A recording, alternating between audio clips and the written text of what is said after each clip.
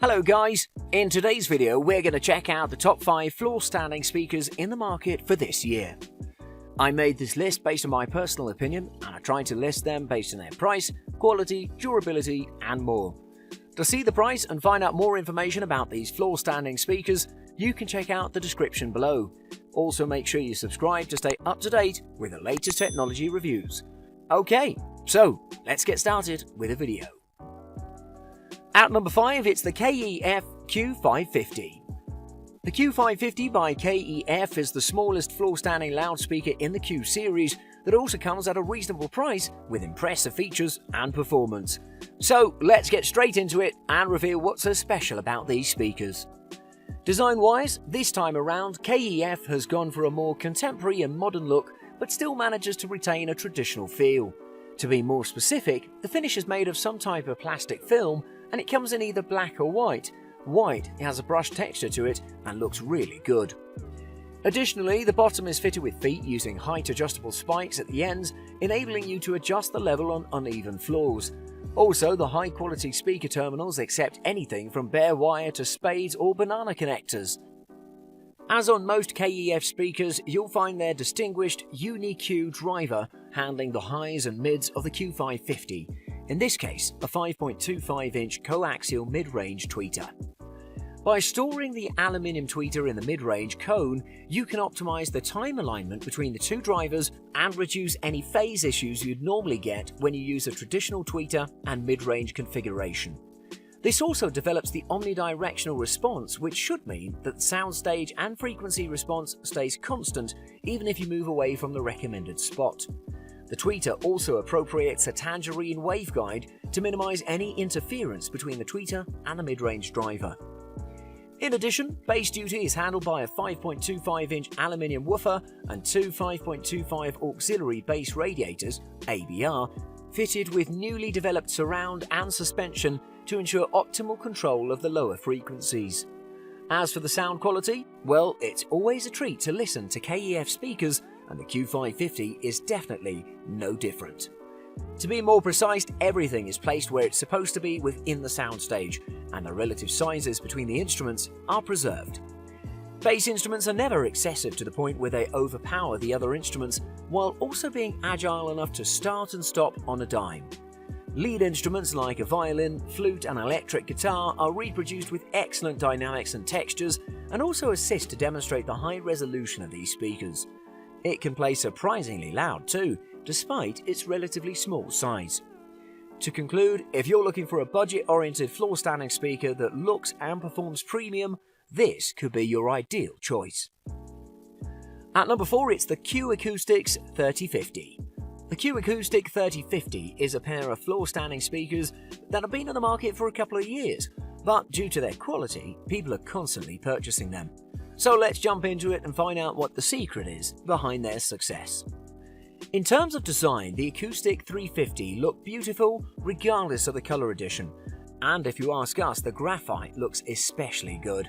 That's the one that we're currently reviewing. Although, keep in mind that these speakers differ only in color, the specs are all the same, so regardless of your choice, you'll love having these floor-standing speakers. To continue, these speakers have well-built rounded cabinets that hold 2-in-1 concentric ring dome tweeters and a pair of 6.5-inch aramid fiber woofers, which we'll cover a little more in the next section. But visually speaking, they add even more beauty to the cabinets. Additionally, at the back there are dual 5-way binding posts, so you can use them in order to bi-amp your floor speakers. I'd also like to inform you that the black grill cloth that covers the top half of the front panel can be removed, so don't hesitate to do that if you want to achieve optimal results. But now let's talk about performance. These speakers can output loud and clear audio with minimum distortion, even if you set the volume right to the top. So when you compare this ability with the speaker's price tag, you have to realize this makes them extremely valuable. Furthermore, the speakers have a nominal impedance of 60 ohms, a crossover frequency of 2.6 kHz, and a frequency response that stretches from 44 Hz to up to 22 kHz, so you can hear a strong and detailed sound. In addition, according to those who've previously purchased this model, these speakers have proven as highly capable when it comes to trebles, lows, and mids, highs, and bass, due to the fact that each of them is produced accurately, so you can hear every audio you want in depth. Overall, the Q Acoustics 3050 deserves your attention because it offers great value for the price. At number 3, it's the Klipsch RF7 Mark III. The Klipsch RF7 III floor standers masterfully portray everything and anything save for true subwoofer frequencies. If you're a music or cinema audiophile with the budget and the space for these, you should probably stick for the next couple of minutes to see what these speakers are made of. From a design perspective, each Klipsch RF7 III tower features one 90° by 90° Tractrix horn, dual 10-inch spun copper Cerametallics woofers, and an enclosure wrapped in furniture-grade wood veneers, while finish options include black ash, cherry, and walnut. Speaking of finish quality, 4 black ash set look really good, and the wood veneer surface is sturdy and attractive. Additionally, there are a lot of smart features molded into the speaker itself that make these towers as efficient and resonance-free as possible, with the goal of making the whole system sound as natural as can be. Performance-wise, the Klipsch RF7 III deliver outstanding clarity and transparency across a full range of frequencies and volumes, sounding just as good during casual listening as they do at reference volume madness. Also in the movie and TV show department, the Klipsch RF7 III floor standers perform fluidly. To be more specific, cast a multi-channel soundtrack at these speakers, and with 8 other speakers plus a sub, the whole room will feel more pressurized since film mixers manage to utilize the front left and right channels for music and larger sound effects like explosions and gunshots. However, my only remark regarding these speakers are their size, meaning they're a bit taller than I expected, and depending on your sitting position, sometimes you may hear a touch of separation between the Horde and the woofer. Moreover, the Klipsch RF7 III floor standing towers are strong, bold, understandable, and clear, delivering a performance value that you can only find in high-end speakers that cost 2 or 3 times the price of these. To conclude, the Klipsch RF7 IIIs are definitely a must-have, and if you're looking for something similar, don't hesitate to purchase these, because they surely deliver more value than the price would convey. At number 2, it's the SVS Ultra Towers. SVS is a well-known brand which has amazed users previously with their subwoofer. Still, with their SVS Ultra Towers, they managed to get to the top and be one of the best options for you to choose. From a design perspective, they're striking in their physical appearance, with their high-gloss piano black finish and chrome-accented drivers. Additionally, the speakers themselves are not your ordinary boxy affair, but preferably a sculptural collection of planes that narrow and slope to create an interesting geometric statement. To be more precise, the angles along with the cabinet's internal structure are designed in such a way as to break up or otherwise reduce standing waves and coloration, both inside and out. Now, because the Ultra Tower isn't wholly symmetrical through and through, its measurements are a bit all over the place, though its footprint is constant at just under 14 inches wide by 16¼ inches deep. For your information, the Ultra Tower is 45 inches tall at its highest point, which is just above the topmost driver, while weight is stated to be 75 pounds each. Moving on, the front baffle plays host to a pair of 6.5-inch mid-range drivers with a 1-inch aluminium dome tweeter between them. Down toward the base of each Ultra Tower rest 2 8-inch woofers, one on each side.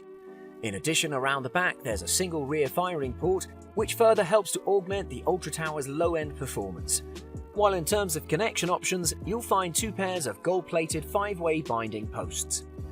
Performance-wise, the Ultra Tower's driver complement is good for a reported frequency response of 28 Hz to 32 kHz with a nominal impedance of 8 ohms. Furthermore, sensitivity is stated to be 88 decibels, making the Ultra Tower proper for amplifiers and/or receivers ranging in power from 20 to 300 watts or more.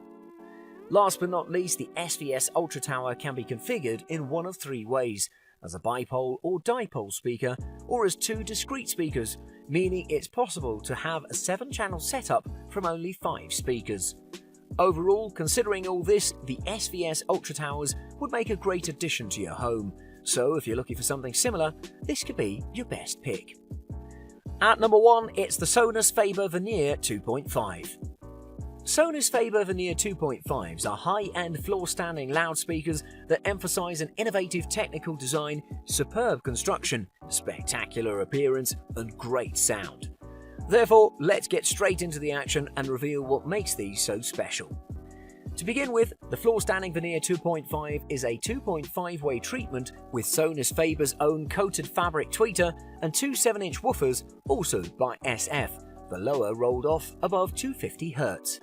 Additionally, the drivers are inset into a smoothly curved front baffle and shielded by a stiff but lightweight black grille, magnetically appended.